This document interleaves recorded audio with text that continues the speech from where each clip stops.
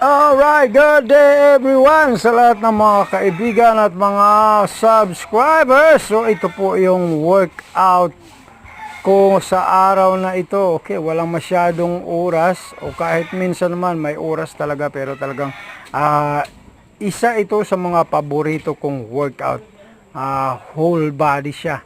At kung kayo ay nagkakaedad na katulad ko, mga 50 plus na, at nagagawa nyo pa rin ang ganitong uri ng exercise o ginagawa nyo pa rin, ay congratulations sa inyo. Talagang the best ito, mga ganitong klase ng exercise, dahil talagang kung wala kayong masyadong mahabang oras sa gym o para mag-gym, ito ang inyong mga kailangan na type ng program. Okay, whole body na ito.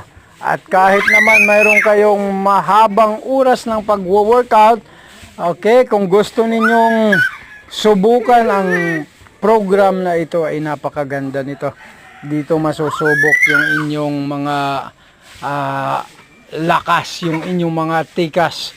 Alright, non-stop ito, hihinto ka lang pagkatapos mo, let's say mga 8 repetition, and then pahinga ka ng mga 2 to 3 minutes. Alright, tapos yan, nakasuot ako ng weight vest dyan, 10 kilos lang.